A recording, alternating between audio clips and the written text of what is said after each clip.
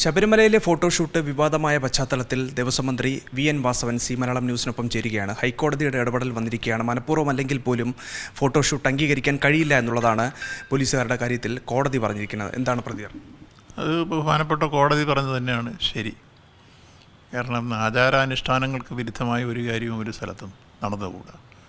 അവിടെ എന്താണോ നിലനിന്നിരുന്ന ആചാരാനുഷ്ഠാനങ്ങൾ, മറ്റു കാര്യങ്ങൾ, അത് സംബന്ധിച്ച് കോടതി പരിശോധിച്ചെന്ന് മാത്രം. കോടതി പറഞ്ഞത് ശരിയാണ്, അഭിപ്രായം തന്നെയാണ് ഗവൺമെൻറ്റിനുള്ളത്.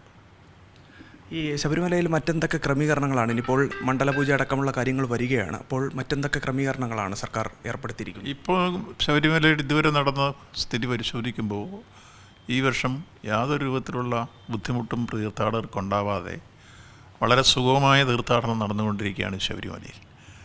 പോയി വന്നവരെല്ലാം കൃത്യമായി എല്ലാ മീഡിയകളും പ്രത്യേകമായി ചോദിച്ചു തീർത്ഥാടകരോട്. എല്ലാവരും വളരെ സന്തുഷ്ടരായി.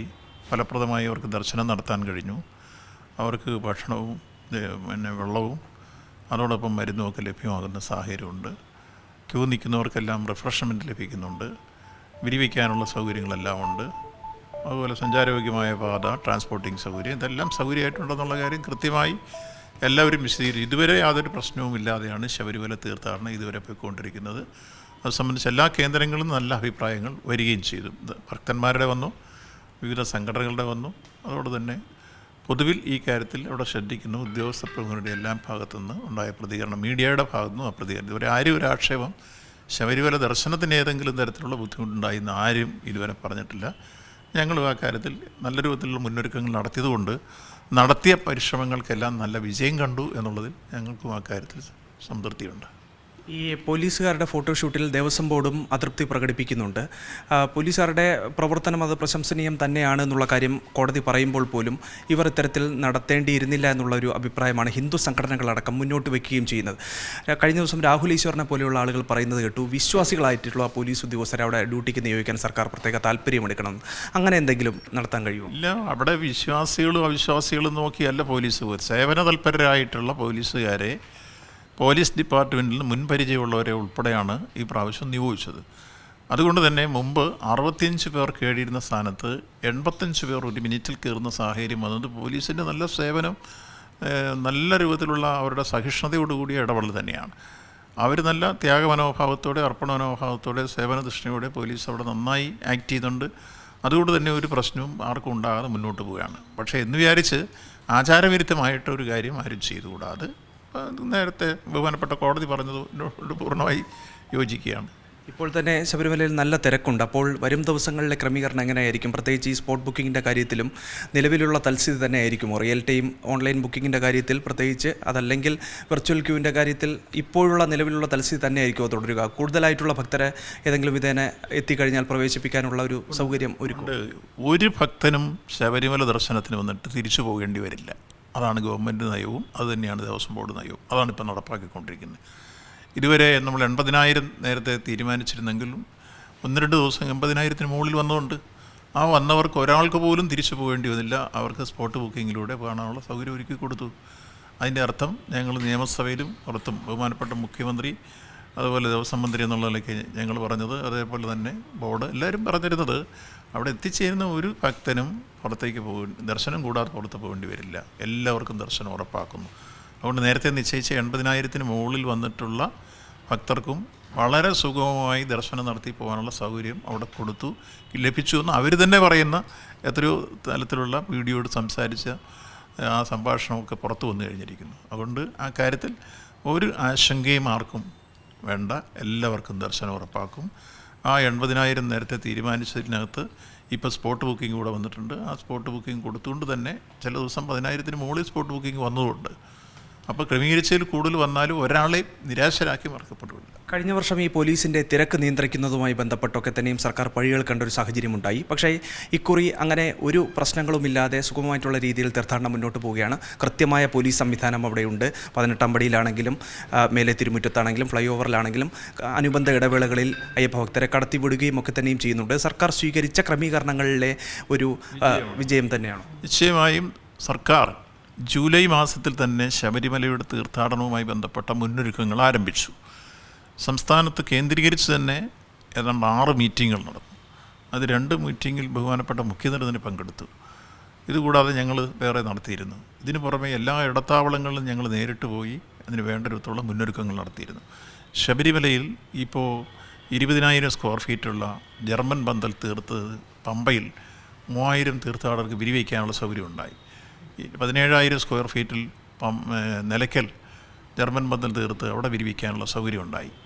അവിടെ 2,500 ആൾക്ക് വിരിവയ്ക്കാം. ഇതുകൂടാതെ പമ്പയിൽ തന്നെ ഒരു 7,000 പേരും പേർക്ക് വെയിൽ കൊള്ളാതെ മഴ നനയാൻ നിൽക്കാനുള്ള സൗകര്യം പന്തൽ തീർത്തിട്ടുണ്ട്. സന്നിധാനത്തിന് മുമ്പ് ഉപയോഗിക്കാതെ കിടന്നിരുന്ന സ്ഥലങ്ങൾ വലിയ രൂപത്തിൽ അവിടെ മഴയോ വെയിലോ ഏൽക്കാതെ തീർത്ഥാടകർക്ക് വിശ്രമിക്കാനുള്ള സൗകര്യം ഉണ്ടാക്കിയിട്ടുണ്ട്.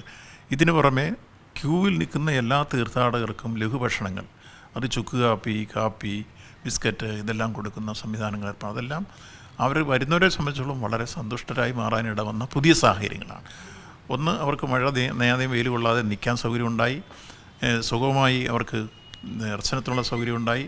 മുമ്പ് 65 പേർ 18-ാം പടിയിൽ 1 മിനിറ്റ് കയറിയിരുന്ന് 85 പേരെ കയറ്റാനുള്ള സംവിധാനം പോലീസ് ഒരുക്കിയപ്പോൾ അവരുടെ നല്ല രൂപത്തിലുള്ള സേവനം അതിനകത്തുണ്ടായി. ഇതെല്ലാം കൂടി ചേർന്ന് ഗവൺമെൻറ് ഒരുക്കിയ സംവിധാനങ്ങളാണ്.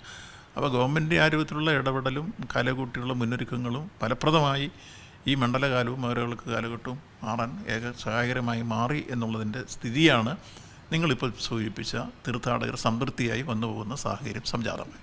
മറ്റൊന്ന്, വിഴിഞ്ഞം തുറമുഖവുമായി ബന്ധപ്പെട്ടുള്ള കാര്യമാണ്. കൂടുതൽ കപ്പലുകൾ വരും ദിവസങ്ങളിൽ എത്തുമെന്നതാണ് പ്രതീക്ഷിക്കുന്നത്. ഉദ്ഘാടനത്തിന് പ്രധാനമന്ത്രിയെ ക്ഷണിക്കുന്നതുമായി ബന്ധപ്പെട്ടുള്ള എന്തെങ്കിലും തീരുമാനമായിട്ടുണ്ടോ? എങ്ങനെയാണ് വിഴിഞ്ഞത്തിൻ്റെ ഇപ്പോഴുള്ള പ്രവർത്തനം മുന്നോട്ട് പോകുന്നത്? ഇപ്പോൾ ട്രയൽ റൺ നടക്കുകയാണ് വിഴിഞ്ഞം അന്താരാഷ്ട്ര തുറമുഖത്തിൻ്റെ. ഇന്ന് ഞങ്ങൾ പുതിയ അനുബന്ധ കരാർ ഒപ്പിടുകയുണ്ടായി. അദാനി പോർട്ടിൻ്റെ സിഇഒയും അതോടൊപ്പം തന്നെ ഞങ്ങളുടെ പോർട്ട് സെക്രട്ടറിയും പരസ്പരം ഒപ്പിട്ട് ഗവൺമെൻറ്റിന് വേണ്ടി ഞങ്ങളുടെ എഗ്രിമെൻ്റ് കൈമാറി. ബഹുമാനപ്പെട്ട മുഖ്യമന്ത്രിയും ഞാനും അതിൽ പങ്കെടുത്തിരുന്നു, ഞങ്ങളുടെ ചീഫ് സെക്രട്ടറിയും പങ്കെടുത്തിരുന്നു. അപ്പോൾ ചരിത്രപ്രധാനമായ ഒരു കരാറിന് ഇന്ന് വീണ്ടും ഒപ്പുവയ്ക്കുമ്പോൾ സംസ്ഥാന ഗവൺമെൻറ്റിനുള്ള അഭിമാനകരമായ നേട്ടം മുമ്പുണ്ടായ കരാറിൽ നിന്ന് വ്യത്യസ്തമായി ഇപ്പോൾ 2, 3, 4 ഘട്ടങ്ങൾ 2028 പൂർത്തീകരിക്കുമെന്നുള്ളതാണ് പുതിയ കരാർ വന്നിരിക്കുന്നത്. 1. 2, അതിൻ്റെ ഗവൺമെൻറ്റിനുള്ള റിട്ടേൺ സംബന്ധിച്ച് മുമ്പുണ്ടായിരുന്നത് കരാറനുസരിച്ച് 2039 മുതലേ കിട്ടുള്ളൂ. ഇപ്പോൾ 2034 മുതൽ റിട്ടേൺ വരുന്ന രൂപത്തിലേക്കായിരിക്കുന്നു പുതിയ കരാർ. ഇത് രണ്ടാമത്തെ നേട്ടം. 3, ഇന്ത്യയിലെ തന്നെ ഏതാണ്ട് 45 ലക്ഷത്തോളം വരുന്ന TU പെർ ഇയർ വരുന്ന രൂപത്തിലേക്കുള്ള വലിയ പോർട്ടായി ഇത് വളരാൻ പോകുന്നു. ഒപ്പം നമുക്ക് സെമി ഓട്ടോമേറ്റഡായിട്ട് ഈ പോർട്ട് എടുക്കുമ്പോൾ ഏഷ്യയിലെ തന്നെ ഏറ്റവും വലിയ പോർട്ടായി ഇത് മാറുകയാണ്. ഇപ്പം ഞങ്ങൾ ട്രയൽ റണ്ണിൻ്റെ കാലഘട്ടത്തിൽ തന്നെ 65 ഷിപ്പ് ഇന്നലെ വരെ വന്നിരുന്നു. ഇന്ന് 2 കൂടി എത്തിയിട്ട് 67ആയി. 1,37,000-ഓളം TU ഇവിടെ വന്നു കഴിഞ്ഞിരിക്കുന്നു. അപ്പോൾ അത് സൂചിപ്പിക്കുന്ന ട്രയൽ റണ്ണിൻ്റെ കാലഘട്ടത്തിൽ പോലും ദക്ഷിണേഷ്യയിലെ ഒരുപക്ഷെ ആദ്യം വന്ന MSCയുടെ കപ്പലുകൾ ഉൾപ്പെടെ വരാനും 65ഓളം ഷിപ്പുകളിൽ കൂടി 1,37,000-ഓളം കണ്ടെയ്നർ വരാനുള്ള അവസരം ഉണ്ടാക്കിയത് തുടക്കം തന്നെ ഏറ്റവും ഗംഭീരമായി മാറിക്കഴിഞ്ഞിരിക്കുന്നു.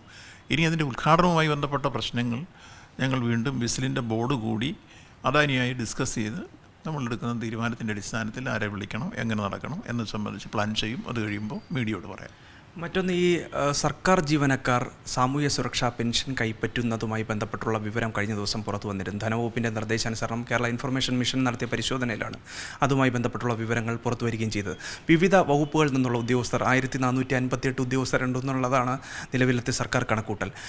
കൃത്യമായിട്ടുള്ള നടപടി ഉദ്യോഗസ്ഥന്മാർക്കെതിരെ ഉണ്ടാകുമോ? കാരണം സാധാരണഗതിയിൽ പാവങ്ങൾക്ക് വേണ്ടി സർക്കാർ നൽകുന്ന പെൻഷനാണ് ഇത്തരത്തിൽ 1.5 ലക്ഷവും 2 ലക്ഷവും അധികം വരുന്ന തുക ശമ്പളം വാങ്ങുന്ന ആളുകൾ തട്ടിയെടുക്കുന്നത്. ഒരു വലിയ തട്ടിപ്പ് തന്നെയല്ലേ നടന്നിരിക്കുന്നത്? നിശ്ചയമായും അത് ഒരിക്കലും ചെയ്യാൻ പാടില്ലാത്ത വലിയ ഗുരുതരമായ തെറ്റാണ് ആ പെൻഷൻ ഉന്നത ഉദ്യോഗസ്ഥ പ്രമുഖന്മാരടക്കം കൈപ്പറ്റിയത്. അതിനൊരു നീതീകരണമില്ല. നമുക്ക് സാധാരണഗതിയിൽ ഒരു തരത്തിലും ന്യായീകരിക്കാൻ കഴിയാത്ത അക്ഷന്തവ്യമായ അപരാധമാണ് ഈ വലിയ രൂപത്തിൽ ഇത്തരം ഉദ്യോഗസ്ഥന്മാർക്കായി ഈ പെൻഷൻ പറ്റിയത്. അതുകൊണ്ട് ബഹുമാനപ്പെട്ട ധനമന്ത്രി തന്നെ സൂചിപ്പിച്ചിട്ടുണ്ട്, കർശനമായ നടപടികളുണ്ടാവും. ആ പെൻഷൻ അങ്ങനെ വാങ്ങിയവരുടെ കയ്യിൽ നിന്ന് പെൻഷൻ തുകയും ഒപ്പം പലിശയും അടക്കം തിരിച്ചു പിടിക്കുകയും ഡിപ്പാർട്ട്മെൻറ്റ് നടപടി ഉണ്ടാകും എന്നുള്ള കാര്യം ഇതിനോടകം പ്രഖ്യാപിച്ചിട്ടുണ്ട്. പൊതുജനാഭിപ്രായം അതുതന്നെയാണ്. ഒരിക്കലും നീതീകരിക്കാനാവാത്ത അപരാധമാണ് ആ സർക്കാർ ഉദ്യോഗസ്ഥന്മാരുടെ ഭാഗത്തുണ്ടായിട്ടുള്ളത്. കർശനമായ നടപടികൾ അക്കാര്യത്തിൽ വേണ്ടി. ADM നവീൻ ബാബുവിൻ്റെ ആത്മഹത്യയുമായി ബന്ധപ്പെട്ട് ഈ കുടുംബം ഉന്നയിച്ചിരുന്ന CBI അന്വേഷണം അതിൻ്റെ ആവശ്യം CPM തള്ളിയിട്ടുണ്ട്. എന്താണ് പ്രതികരണം? അല്ല, അക്കാര്യത്തിൽ സംസ്ഥാന ഗവൺമെൻറ് ആ സംഭവം ഉണ്ടായത് മുതൽ ഇന്നുവരെയുള്ള നടപടിക്രമങ്ങളിൽ കൃത്യമായി ഇടപെടുകയും അതിൽ കുറ്റവാളിയെ നിയമത്തിൻ്റെ ദൃഷ്ടിയിൽ കൊണ്ടുവരികയും കർശനമായ നടപടികൾ സ്വീകരിക്കുകയും അവരെത്രയോ ദിവസം ജയിലിൽ കിടന്നു, നോൺ ബെയിലബിൾ ഒഫൻസ് ഇട്ട് കേസെടുത്തു. അതിലെല്ലാ കാര്യത്തിലും സർക്കാരിൻ്റെ ആത്മാർത്ഥത പൂർണ്ണമായി തന്നെ പ്രകടിപ്പിച്ചുകൊണ്ട് തന്നെ എല്ലാ അന്വേഷണങ്ങളും നടത്തി വരികയാണ്. അപ്പോൾ ആ രംഗത്ത് ആ കുടുംബത്തോടൊപ്പമാണ് ഗവൺമെൻറ്റും അതുപോലെ തന്നെ ബന്ധപ്പെട്ട ആളുകളും എന്ന കാര്യം നേരത്തെ തന്നെ സൂചിപ്പിച്ചു. അപ്പോൾ ആ കാര്യത്തിൽ ഇതുവരെ ഒരു വശവും ഇവിടെ ഉള്ളതായിട്ട് കാണാൻ കഴിഞ്ഞില്ല. അങ്ങനെ എന്തെങ്കിലും വന്നു കഴിഞ്ഞാലേ അടുത്തതിലേക്ക് ആലോചിക്കേണ്ടതുള്ളൂ. അതുകൊണ്ട് കർശനമായ നിലപാടെടുത്താണ് ഗവൺമെൻറ് ഈ കാര്യത്തിൽ ഇതുവരെ പോയിട്ടുള്ളത്. തിരുവനന്തപുരത്ത് നിന്ന് PV രഞ്ജിത്തിനൊപ്പം അഭിജിത്ത് ജയൻ, സി മലയാളം ന്യൂസ്.